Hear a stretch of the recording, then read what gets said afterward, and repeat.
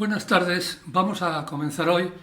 a esta nueva sesión de comentario de este libro, Libertad o Tiranía, y vamos a hacerlo de una manera un poco distinta a los días pasados. En estos días pasados hemos estado analizando y siguiendo la vida en paralelo de Winston Churchill y de Adolf Hitler. Pero hoy vamos a hacer un pequeño paréntesis y vamos a introducir un par de personajes distintos de estos dos que ya comenté, yo recuerdo en los primeros vídeos, que eran personajes que salían también en el libro, porque a mí me parecían que eran personajes biográficamente muy interesantes y que al mismo tiempo servían para establecer un diálogo o un contrapunto de estos otros dos personajes. Esos personajes son, en primer lugar, Oswald Mosley y, en segundo lugar, comentaré también un poco hoy de Diana Mitford. Oswald Mosley,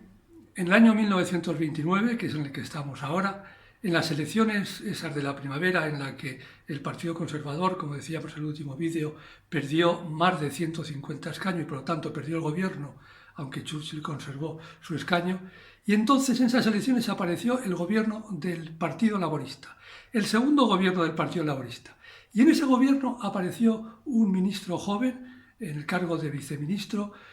que estaba encargado de uno de los asuntos fundamentales que tenía, que era el desempleo. No era el único ministerio que se ocupaba de eso, pero este era uno de los que se preocupaba de manera fundamental del desempleo. Este joven, tenía unos 22 años, había sido ya un joven brillante. En unos años atrás, después de terminar la guerra, a través del Partido Conservador, había entrado en la Cámara, de la mano del Partido Conservador. Era un joven muy brillante, un gran orador, que tenía ya unas ideas liberales muy progresistas que chocaron enseguida con las del Partido Conservador y se marchó del Partido Conservador y se dedicó a hacer política por su cuenta de forma que era independiente. Y como independiente se presentó en esas elecciones y salió elegido diputado siendo independiente. Pero en cuanto se formó el gobierno, segundo gobierno laborista, entró, como digo, le llamaron y de la mano del líder MacDonald entró en ese cargo ministerial. Bueno, eso supuso un escándalo para el Partido Laborista. Había un sector del partido que no comprendía cómo un joven de ese tipo, que además era, ya lo digo ahora, multimillonario, venía de rango aristocrático, estaba casado también con otra multimillonaria, su mujer del que fue virrey de la India y ministro de Asuntos Exteriores en la pasada guerra, y también hija de una norteamericana de Chicago,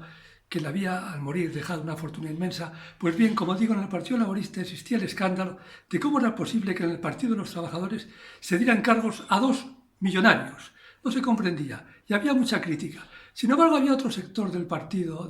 Laborista que pensaba que eso era bueno porque eso era dulcificar la imagen del Partido Laborista y alejarla de esa deriva comunista que al final de la Primera Guerra Mundial tuvieron muchos partidos socialistas. Ellos decían que, aparte de la valía personal que estas personas tenían, tanto Oswald Mosley como su mujer, contribuía a atraer a los votos, a votantes burgueses al Partido Socialista, al Partido Laborista británico, y por lo tanto hacer lo que ellos pretendían, que no era una revolución de tipo comunista, sino una transformación de la sociedad en profundidad. Bien,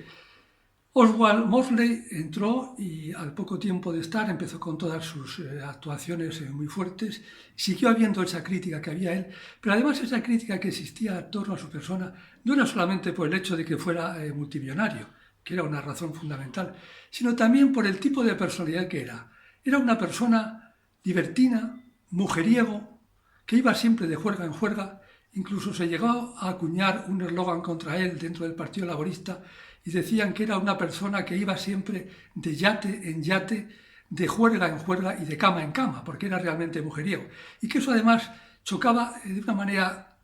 frontal con el estilo que tenían los líderes laboristas, que era un tanto ascético. Todas esas cuestiones hicieron que Oswald Mosley tuviera en el Partido Laborista una vida muy particular, hasta el punto de que le quitaron del cargo y entonces se marchó del Partido Laborista. Pero es preciso decir también que en el Partido Laborista estaba su mujer que también se marchó cuando se fue él, pero mientras estuvo porque además su mujer, que era Lady Cynthia, como digo, hija del que fue virrey de la India y ministro de Asuntos Exteriores conservador en el anterior, durante el gobierno de la Primera Guerra Mundial, esta mujer tuvo el mérito de ser la primera mujer que llegó a ser miembro del Parlamento de la Cámara de los Comunes. Era una mujer que también tenía el don de una gran oratoria, hablaba muy bien, era muy pausada, todo lo contrario que su marido, y consiguió llegar a grandes sectores industriales y conseguir el voto pues, de los trabajadores. Contra ella se levantaron muchos escándalos diciendo que era un escándalo que iba en un Jaguar o en un Rolls con un abrigo de pieles y al llegar al sitio se cambiaba y se ponía ropas humildes para que pareciera que estaba con los trabajadores. No era cierto, pero se crearon muchas leyendas porque era una mujer importante. Bien, pues ahí tenemos ya esos dos personajes importantes, Oswald Morley y su mujer, que fueron parte de lo que fue la vida política británica en aquella época y en el año 1929, que es en el que estamos estudiando, consiguieron estar en el máximo rango. Continuaremos con ellos porque, como he dicho al principio, son muy interesantes. Pero antes de terminar hoy quería también referirme a un personaje de momento nada espectacular, pero que tuvo también mucho que ver en la vida política tanto de Hitler como de Churchill, y que también desde el punto de vista personal tuvo una biografía que era ya novelesca por sí misma. Son de esas personas, cuando yo lo estaba estudiando, veía que no hacía falta inventarlas, porque su propia vida ya era una auténtica novela. No había más que contar lo que hacían, porque era novelesco lo que les pasó. Esta mujer, como dije antes, era Diana Mitford. Diana Mitford, en el año 1929, era sobrina de Winston Churchill y se casó precisamente en ese año y se casó jovencísima, con 19 años. Diana era una de las 6 hijas de otro aristócrata británico, todas muy guapas, rubias y muy guapas, 6 hijos, un hijo y varias hijas, como digo, todas guapas y todas aristócratas, y se casó pues con Brian Guinness, que era el hijo de una de las fortunas más grandes de Inglaterra y al mismo tiempo hijo del que en ese momento, además de ser las fortunas más grandes de Inglaterra, era ministro de Agricultura, compañero, por cierto, de Winston Churchill cuando estaban en el gobierno último en el que cayó Winston Churchill. Pues bien, esta boda fue espectacular. Era un matrimonio que estaba permanentemente en los medios de comunicación y en las revistas de corazón por su belleza, por su abolengo. A su boda asistieron pues casas de la nobleza, importantes personalidades, Winston Churchill, por supuesto, era su tío, entre otros, y que eran auténticamente personas totalmente mediáticas y que tuvieron sus vericuetos que comentaremos el próximo día o en días sucesivos porque fueron muy interesantes. Diana Mitford, como digo, tenía 19 años, era jovencísima, tenía toda la vida por delante y la razón por la que se casó con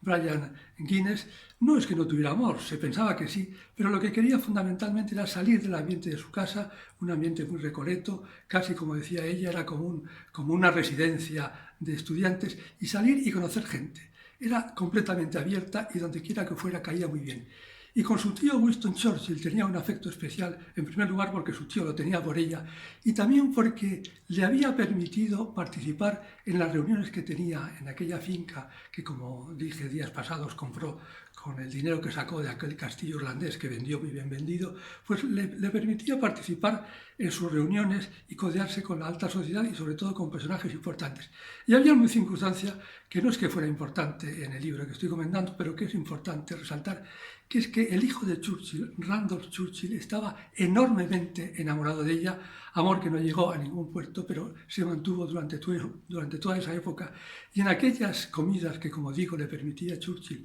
estar, estaba con su hijo y participaban de ello.